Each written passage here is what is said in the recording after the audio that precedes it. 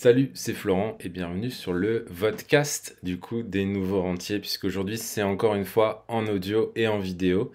Aujourd'hui on va parler d'un outil tout simple mais terriblement efficace pour gérer tes finances, un bon vieux fichier Excel ou Google Sheet pour suivre tes investissements. Dit comme ça vend pas du rêve, mais reste avec moi, tu vas voir que suivre tes investissements avec un bon vieux tableur Excel, ça peut vraiment faire la différence sur ton parcours vers l'indépendance financière. D'ailleurs, je te pose une question, est-ce que tu sais aujourd'hui exactement où est investi chaque euro de ton patrimoine? Est-ce que tu connais la performance réelle de ton portefeuille de l'année dernière ou la part de cash qui dort sur ton compte en banque? Si la réponse est pas trop, bah, t'en fais pas, t'es pas le seul et on a tous commencé un peu au feeling en se disant que tout ira bien, sauf que le problème c'est que sans suivi précis, on peut vite perdre le fil. On peut vite prendre de mauvaises décisions qui sont souvent émotionnelles ou rater des occasions d'optimiser ton patrimoine et ton argent. Donc dans cet épisode, on va voir pourquoi suivre ses investissements est indispensable et on va pas juste se prendre la tête avec les chiffres, c'est promis, on va juste parler de ce qu'un fichier Excel bien structuré te permet concrètement d'avoir. C'est une vision claire de ton patrimoine, vérifier si ta répartition d'actifs est alignée avec tes objectifs, mesurer ta performance réelle par rapport à celle que tu attends. Je te partagerai aussi les erreurs classiques qu'on a tous fait quand on ne suit pas ses investissements, du genre laisser trop de cash dormir, être exposé à un seul truc sans vraiment s'en rendre compte. Et aussi, je te guiderai comment utiliser le modèle de fichier Excel que je te fournis avec les différents onglets, les routines, etc. pour que tu sois vraiment autonome. Donc moi, c'est le fichier que j'utilise personnellement, que j'ai créé et que j'utilise depuis bientôt presque 15 ans. Donc il a évolué, t'imagines que la version d'il y a 15 ans et celle d'aujourd'hui, c'est pas exactement exactement la même. Et du coup, on va voir ça ensemble. On verra aussi comment on peut automatiser, simplifier les process d'investissement, justement avec Google Sheets, avec des rappels mensuels, etc. Reste bien aussi jusqu'au bout parce que je t'expliquerai comment, à la fin de cet épisode, comment récupérer ce fichier Excel pour suivre tes investissements. Il est 100% offert, il est à télécharger et ça te permettra d'appliquer directement ce qu'on va voir aujourd'hui dans cette vidéo. Si tu n'es pas patient et que tu veux récupérer dès à présent le fichier, tu cliques sur le premier lien qui est dans la description de cette vidéo YouTube ou de ce podcast et ça te permettra en fait de récupérer le fichier et de suivre aussi de regarder le fichier en même temps que suivre la vidéo ou écouter le podcast. Je te parlerai aussi de la méthode RSR. Tu sais, cette stratégie d'investissement qui cartonne pour moi et qui me permet d'obtenir plus de 20% de rendement annuel avec seulement 15 à 30 minutes de gestion par mois. Du lourd. Du lourd aujourd'hui, donc attache ta ceinture noire Excel et c'est parti. Donc la première partie, c'est pourquoi suivre ces investissements est indispensable. Il faut commencer par la base. Pourquoi déjà se donner la peine de tout noter dans un fichier? Tu pourrais te dire, j'investis et puis j'attends que ça monte, pas besoin de faire des tableaux. Eh bien, pour moi, c'est une grosse erreur parce que ne pas suivre tes investissements, c'est un peu comme conduire la nuit sans phare. Tu avances à l'aveugle, tu risques un accident à tout moment. Donc tout d'abord, il y a la psychologie. Si tu ne suis pas tes placements, tu vas devoir des décisions émotionnelles. Par exemple, tu imagines que la bourse chute brutalement, sans suivi, tu peux paniquer. Peut-être tout vendre au pire moment, et parce que tu penses avoir perdu une fortune. Alors que peut-être le fichier te dirait, bon bah voilà, tu as perdu tant de pourcents, ça représente tant d'argent, et peut-être que du coup ta décision serait moins émotionnelle. À l'inverse, si le marché flambe, tu pourrais croire que tu es riche et tu pourrais prendre des risques complètement excessifs. Donc un fichier Excel, pour suivre tes investissements, ça va te permettre de te donner une vision réelle de ta situation à date, ce qui t'aide à rester calme, réfléchir avec la tête plutôt qu'avec les tripes. Ensuite, ça t'aide aussi à avoir une vision claire de ton patrimoine global, ça permet de prendre des décisions qui sont rationnelles. On dit souvent d'ailleurs, ce qui ne se mesure pas ne s'améliore pas. Donc si tu ne mesures pas la performance de tes investissements, comment peux-tu l'améliorer? En notant régulièrement en fait la valeur de tes actifs, bah, tu sais ce qui fonctionne pas. Donc tu peux par exemple constater que ton portefeuille boursier a fait plus 5% sur les 12 derniers mois, pendant que ton assurance vie, par exemple, on a fait que 1%. Sans suivi, en fait, tu peux pas vraiment réaliser qu'il y a un décrochage et tu n'auras pas pu prendre de décision de réajuster tes placements.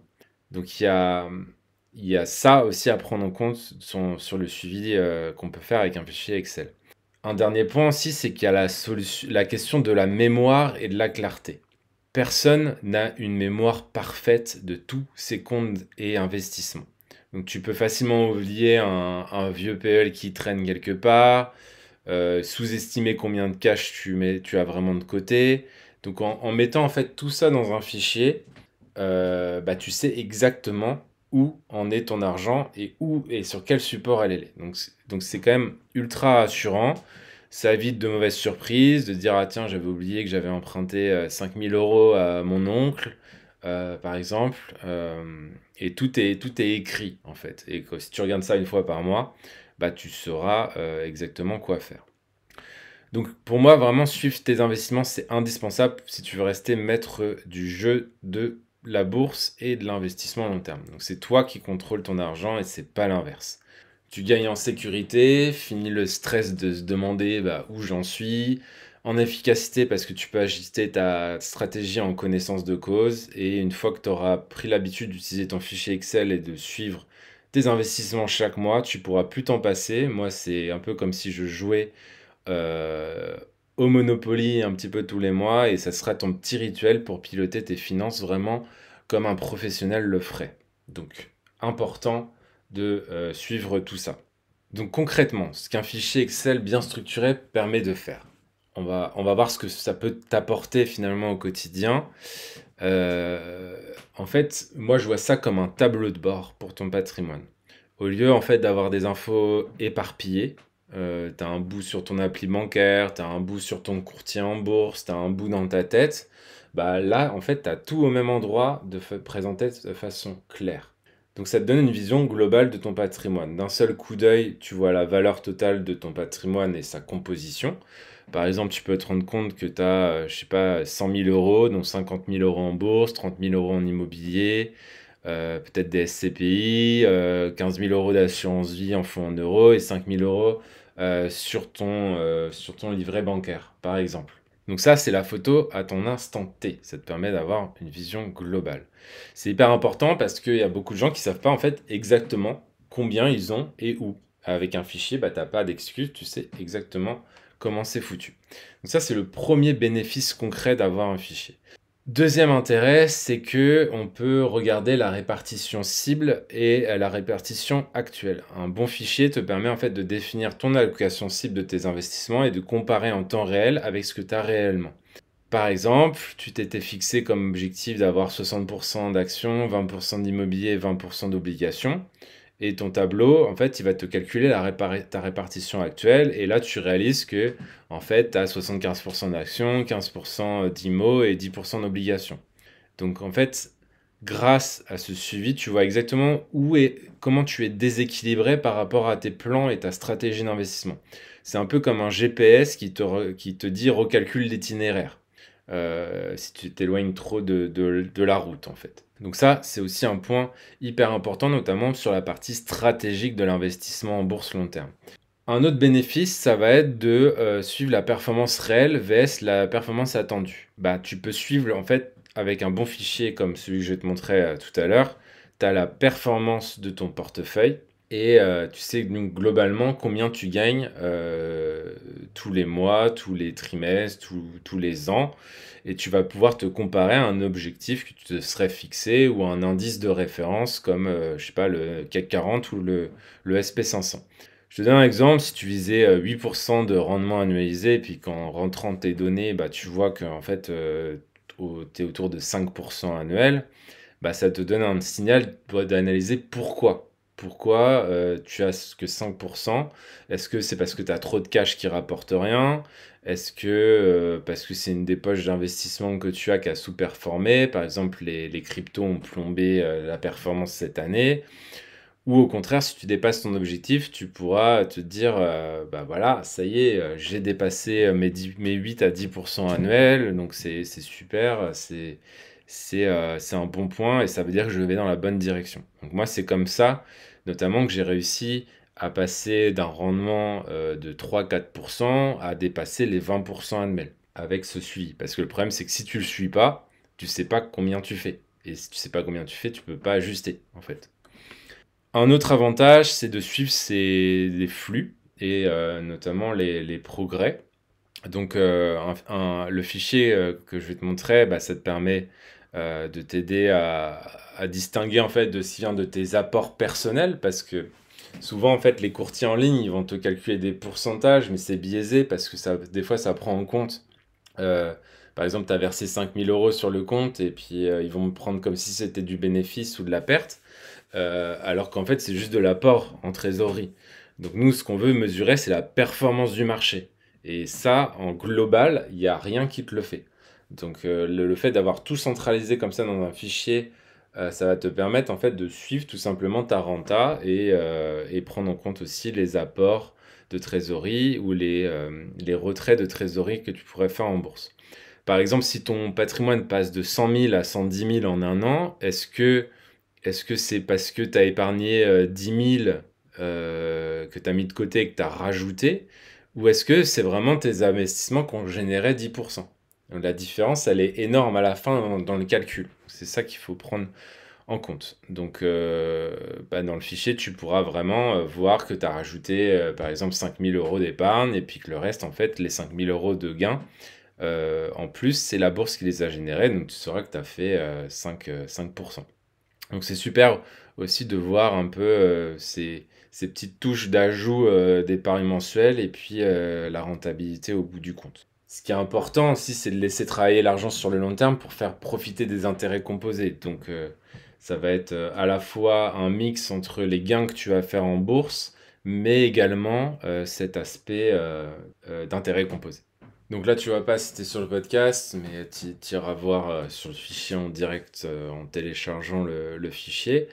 J'ai mis quelques graphiques qui montrent, bah, par exemple, la répartition avec un camembert pour visualiser la composition du patrimoine.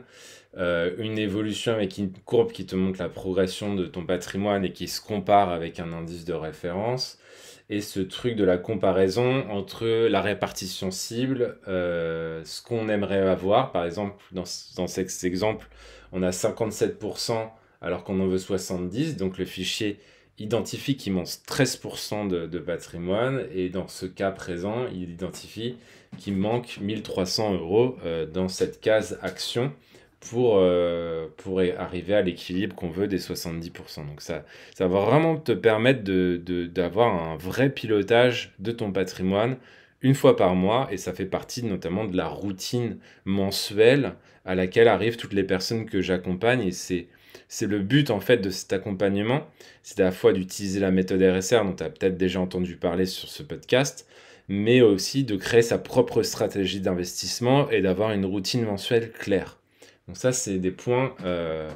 Toutes les personnes qui sont entrées en accompagnement sont reparties avec une stratégie et cette mise en action, cette petite routine mensuelle. Et si on fait ça tous les mois pendant des années, eh ben, on gagne de l'argent et potentiellement on devient rentier de la bourse. C'est pour ça que le podcast s'appelle Les Nouveaux Rentiers d'ailleurs. Donc voilà pour ce fichier. On va parler maintenant des erreurs classiques que l'on fait quand on ne suit pas ses investissements. Donc ne pas faire de suivi, ça peut sembler anodin, mais en réalité, ça amène souvent à des erreurs assez classiques que tu pourrais vraiment éviter.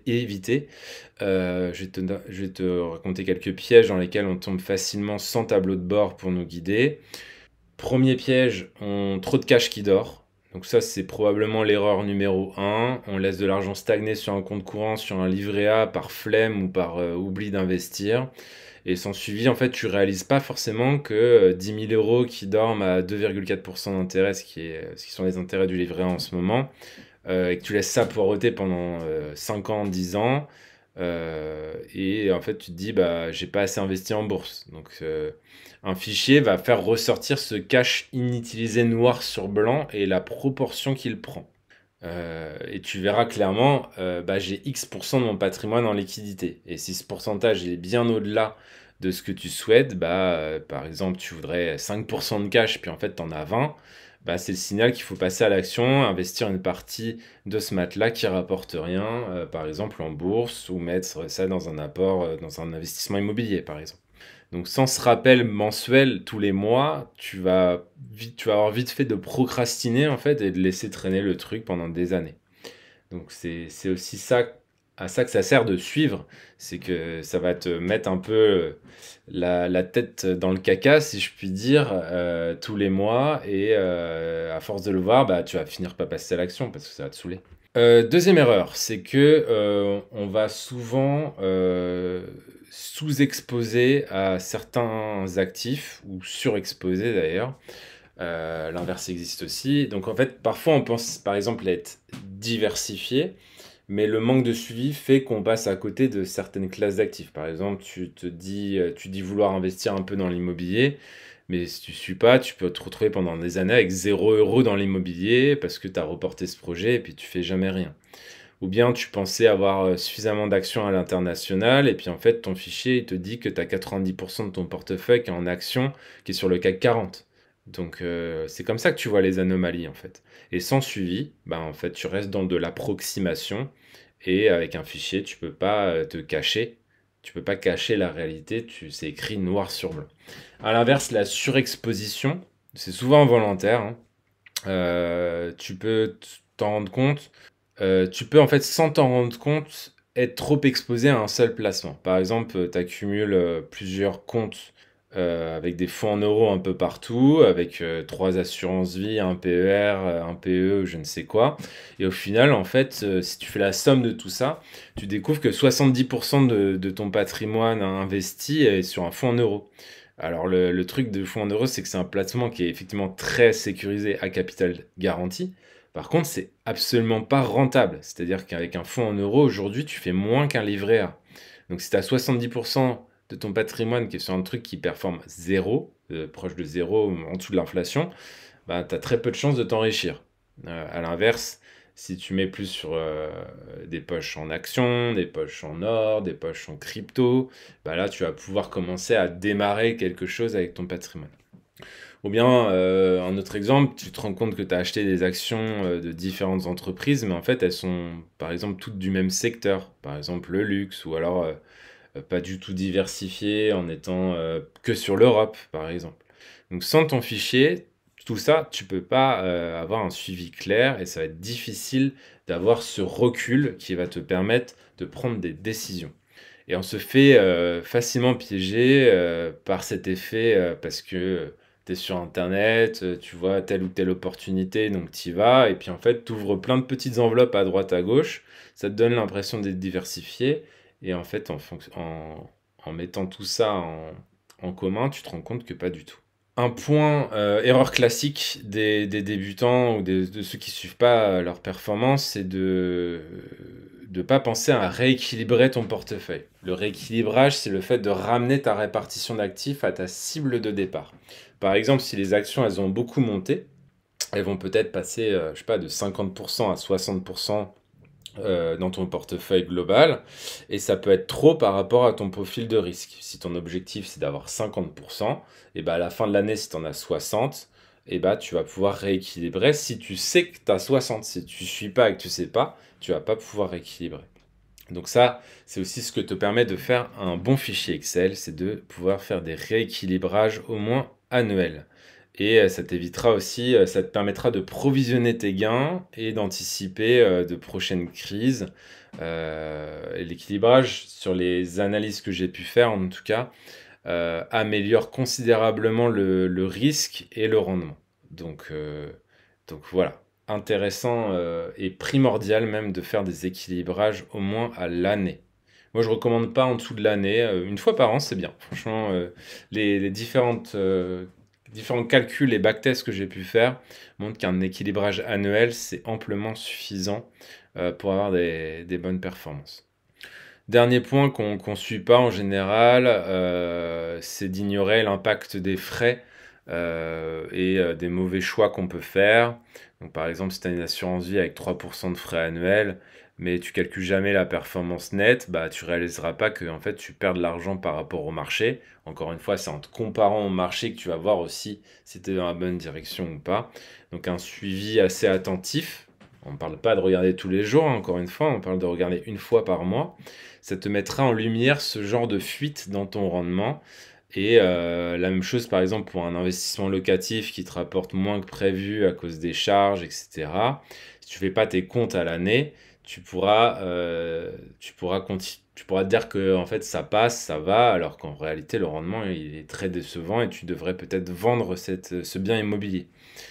Donc je te rassure, on a tous commis une ou plusieurs ou toutes ces erreurs. Moi le premier, j'ai laissé beaucoup trop de cash de côté à une époque en me disant que j'attendais un peu le bon moment ou voilà, j'avais besoin de mon matelas de sécurité, mais en fait mon matelas de sécurité il a été là pendant 10 ans et c'était autant d'intérêts composés, j'ai presque jamais tapé dedans et c'est autant d'intérêts composés qui n'ont pas travaillé pour moi finalement pendant 10 ans.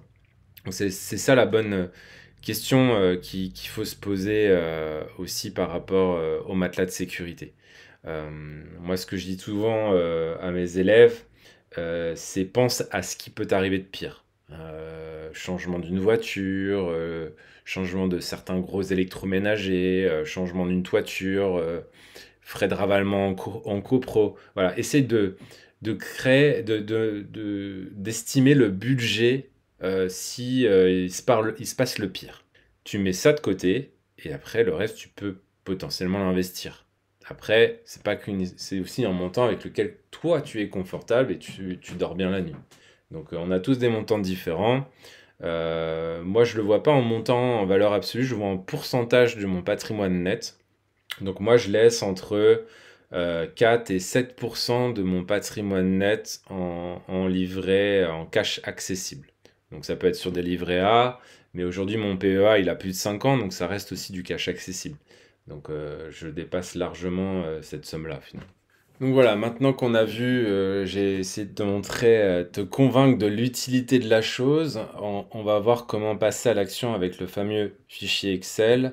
Pas de panique, hein, si t'es pas un pro d'Excel, le modèle que je te fournis, il est déjà tout prêt. Tu as juste à le télécharger et l'ouvrir sur soit Excel, soit Google Sheet. Et tu auras juste à enregistrer tes données et te laisser guider pas à pas dans ces différents onglets que je vais te présenter. Donc si tu es en vidéo, bah, tu as juste à suivre la vidéo. Si tu es en audio, je vais te guider au maximum pour que tu puisses. Donc voilà, on se retrouve dans le fichier Excel. Donc première étape pour toi, ça va être de renseigner tes investissements. Donc quand tu verras, tu ouvriras le fichier, tu verras un onglet principal qui s'appelle Bilan patrimoine avec plusieurs autres onglets supplémentaires. Le bilan patrimoine, ça va être peut-être ce qui va te prendre le plus de temps au début. Donc le but de cet onglet-là, ça va être de remplir tous tes placements, tout ce que tu peux avoir. Donc par exemple, ce que tu as sur ton PEA, tu mets ce que tu as en action sur ton PEA, ce que tu as en liquidité, ce que tu as en assurance vie en unité de compte, ce que tu as en résidence principale, le montant de ta résidence principale à l'instant T. Si tu as un investissement locatif, bah, sa valeur aussi. Si tu as de l'or, bah, tu peux le mettre aussi. Les obligations, les fonds en euros, les PEE, les livrets A, LTD, PEL, CEL, liquidité, crypto, vin, art, voiture de luxe. Voilà, tu mets tout. Tu mets tout ce que tu as dans cet onglet-là. Au préalable, je te l'ai pas dit, mais faut faire une copie parce que ça, c'est un modèle dont je suis propriétaire. Donc, il faut aller dans Fichier, Fichier, créer une copie. Voilà. Et puis après, tu copies ça dans ton Drive si tu es sur Google Sheet ou alors tu fais Fichier, télécharger et là, tu télécharges en fichier Excel. J'avais oublié de te préciser ça. Mais tu pourras pas modifier directement sur ce modèle parce que c'est un modèle et je suis propriétaire. Donc si tout le monde fait ça, en fait, il y aura un mix des datas de tout le monde. Donc tu comprends bien que tu es obligé de télécharger le truc pour faire quelque chose avec. Ensuite, on a l'onglet BP Bourse. L'onglet BP Bourse, il est là pour faire un zoom sur les actifs sur lesquels tu as la main et voir comment on peut répartir ton patrimoine pour que ça colle à ce que tu veux vraiment. Donc il va prendre les données que tu as déjà rentrées dans l'onglet d'avant, il va calculer automatiquement la part de chaque classe d'actifs. Tu peux trouver un camembert par exemple avec 70%, là c'est une répartition type que j'ai utilisée pendant des années. 70% d'actions, 10% de matières premières, 10% d'obligations et 10% de crypto et zéro de cash. Donc ça, on est sur la partie sur laquelle tu as la main. Et puis on se rend compte qu'en fait, bah là actuellement, en tout cas la personne fictive, appelons-le Jean-Marc, appelons-le Jean-Marc, tu te rends compte qu'il a 80% d'actions au lieu de 70, qu'il a 7% d'or alors qu'il en veut 10, enfin il n'y a rien qui va. Il a 1% d'obligations alors qu'il en veut 10, il a 6% de crypto, donc le fichier lui dit instantanément que ça va pas et où et comment rééquilibrer l'argent en fait. Donc d'un coup d'œil, en fait, tu vois si ça match ou pas entre la répartition cible que tu veux et la répartition actuelle que tu as. Euh, donc ça va te permettre vraiment d'être dans le détail de ta stratégie, ce que tu veux faire et là où tu en es aujourd'hui. Ensuite, on a l'onglet Performance Bourse. Donc c'est ici que la magie opère sur le suivi de tes gains. Tu verras un tableau en fait avec la date du jour, la valorisation totale de ton patrimoine, et le fichier va te calculer en fait automatiquement la performance mois après mois, année après année, et il va pouvoir aussi se comparer. Euh, donc là, tu le vois pas si tu es sur un podcast, mais il y a une courbe bleue et une courbe rouge. La courbe bleue, ça va être la tienne. La rouge, ça va être ici un indice de référence qui était Carmignac Investissement, avec lequel je me suis beaucoup comparé au tout début. Et tu vas pouvoir voir ce que fait le fonds et ce que toi tu fais, ton drawdown, donc ta perte max de ton portefeuille, ton risque max, le risque max du fonds et voir si tu arrives à dépasser ou pas la performance de ton fonds ou de ton indice de référence. Donc ça permettra d'obtenir en fait ce fameux TRI annualisé, c'est ce qu'on appelle le taux de rendement interne, et ça va te permettre en fait de calculer tout simplement ton rendement annualisé. Et ça, il y a très peu de personnes, crois-moi, qui le font.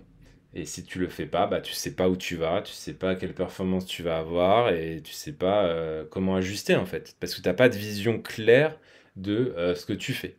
Et c'est là où le fichier est pour moi primordial dans un investissement en bourse. Voilà pour cet onglet-là. Et puis après, bon, il y a d'autres onglets que je te laisserai découvrir par toi-même. Mais j'ai plus récemment mis un petit onglet qui s'appelle Checklist mensuelle. Donc cette checklist mensuelle, c'est toutes les tâches que tu vas pouvoir faire tous les mois. C'est ta routine en fait mensuelle qui va tenir entre 15 et 30 minutes par mois et qui va te permettre de suivre ta performance en bourse. Donc comment on fait ça? Tu suis les étapes en fait. Donc les premières étapes, ça va être souvent de mettre la valeur à jour de tes comptes. Donc je te montrerai plus tard qu'on peut en plus récupérer la plupart des trucs de manière automatique. Donc tu n'auras pas forcément à le faire manuellement. Ensuite, ça va être de mettre à jour ce que tu veux mettre, ce que tu veux investir ce mois-ci. Par exemple, je sais pas, 1000 euros. Et puis le fichier va te dire où il manque l'argent et où il faut mettre l'argent. Donc là, dans cet exemple, on voit que Jean-Marc, il a beaucoup trop d'actions, il n'a pas du tout assez d'obligations. Donc ces 1000 euros vont sûrement partir sur les obligations d'État pour passer de 400 euros à 1400 euros et remplumer un petit peu cette partie-là. Ensuite, une fois que tu as fait ça, tu remets donc tes 1000 euros, ils vont passer ici. Tu vas remettre à 0 ici. Et puis, ça te permettra de mettre une nouvelle date, de mettre que tu as rajouté 1000 euros et la nouvelle valeur de ton portefeuille. Tu peux aussi te noter un petit commentaire pour savoir un petit peu ton ressenti, ce que tu as fait ce mois-ci, etc. Ça va être comme un petit journal qui plus tard pourra te servir pour voir un petit peu les décisions que tu as prises et prendre un petit peu de recul par rapport à ça aussi. Donc cette routine mensuelle, bah, tu vas la peaufiner avec le temps. Mais l'onglet, c'est là pour te rappeler un peu l'essentiel et que ça devienne un peu une habitude. Parce qu'au début, bah, tu vas un peu patauger et tu vas pas trop savoir comment faire, quoi. Donc l'idée, c'est qu'en 15-30 minutes par mois maxi, tu as fait le tour et que bah, tu n'en entends plus parler pendant un mois. Et franchement, 15 minutes pour piloter des dizaines ou des centaines de milliers d'euros, je pense que c'est un bon deal pour obtenir après des performances qui vont dépasser potentiellement même les 20% si tu utilises la méthode RSR. Une autre astuce que je voulais te montrer un petit peu pour automatiser ce fichier, parce qu'on est en 2025 et du coup on peut quand même moderniser un peu le fichier Excel de 2010, quoi. On est en 2025, on peut faire un petit peu plus de choses. Notamment sur cette version Google Sheet que je te montre actuellement, que tu pourras prendre sur Internet. L'intérêt, en fait, c'est que du coup, quand ça passe en Google Sheet, déjà, c'est pas un fichier en dur sur ton PC. Donc, tu peux y accéder n'importe où avec ton ordi du boulot, avec ton smartphone, avec ta tablette. À partir du moment où tu as un Wi-Fi, en fait, tu pourras accéder à ton fichier. Donc ça, c'est quand même assez intéressant plutôt que de garder un fichier Excel sur son PC. Et si on te vole ton PC ou il crame, etc., tu perds tout ton fichier. Donc je t'invite vraiment à utiliser un drive par rapport à ça. Donc ça peut être Google Drive ou les drives de Microsoft, je m'en fous, mais le principal, c'est quand même que ça soit sauvegardé. Après, Google Sheet, pour moi, a un gros avantage par rapport à Excel, c'est qu'il y a une fonction qui s'appelle Google Finance. Cette fonction-là, elle est assez magique parce qu'elle te permet en fait de récupérer automatiquement les cours des ETF, de la bourse, etc. Donc comment ça fonctionne? Mais en fait, tu tapes Google Finance par exemple, Google Finance, qu'est-ce que je peux donner? Google Finance MC. Donc tu tapes égal Google Finance entre parenthèses MC dans ton Google Sheet et tu vas instantanément en fait récupérer la valeur de LVMH du moment. Tu peux faire la même chose avec Apple. Donc tu tapes donc Apple, c'est AAPL. Et tu récupéreras le cours d'Apple, mais ça marche aussi pour les ETF. Par exemple, si tu mets Google Finance parenthèse PANX, tu vas récupérer l'ETF d'Amundi qui suit le Nasdaq 100. La même chose avec un ETF MSCI World comme EWLD, le CAC 40. Enfin voilà, tu as des milliers d'ETF et d'actions qui sont référencées sur Google. Et à partir du moment où elle est référencée sur Google, eh ben, tu pourras la trouver. Donc la petite astuce pour vérifier si c'est sur Google, c'est de taper Google Finance sur Google ou ton moteur de recherche. Tu vas dessus et en fait, bah, tu cherches le ticker qui t'intéresse, enfin l'action qui t'intéresse. Par exemple, là, je cherche Total. Bah, j'ai trouvé Total et je vois que son petit nom sur Google, c'est TTE. TTE EPA. Du coup, et si je tape du coup EPA TTE, ça va nous permettre instantanément de récupérer le cours de Total Energy. Et tu pourras faire ça avec toutes les actions que tu as en portefeuille sur tous tes comptes à droite à gauche. Et tu comprends que du coup, l'intérêt, c'est que ça centralise en fait. Et ça se met à jour en temps réel et ça remonte après dans les onglets BP Bourse, etc. De manière automatique. Donc il n'y a pas besoin d'être un génie d'Excel, il y a juste besoin de télécharger ce fichier et ça te permettra de mettre à jour tout ça et de suivre ton patrimoine. Donc voilà, si je résume, il faut que tu remplisses tous tes comptes avec toutes leurs valeurs, tu définis ta répartition cible avec ta stratégie, tu mets à jour ça chaque mois et tu analyses et tu vérifies l'évolution de la performance. Du coup, c'est comme ça que moi je sais que je dépasse les 20% annuels, par exemple. Et après, tu transformes ça en routine mensuelle. Le temps nécessaire pour moi, c'est vraiment ça. C'est 15 à 30 minutes par mois, peut-être 1 heure ou 2 au début pour configurer la première fois, et puis après, c'est à mettre à jour tous les mois, donc 12 mises à jour à l'année, avec une fréquence mensuelle.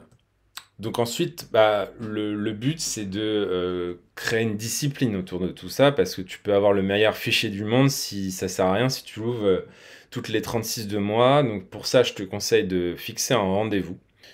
Par exemple, tu marques dans ton agenda tous les premiers dimanches du mois à 10 heures, mise à jour de mon fichier de suivi d'investissement.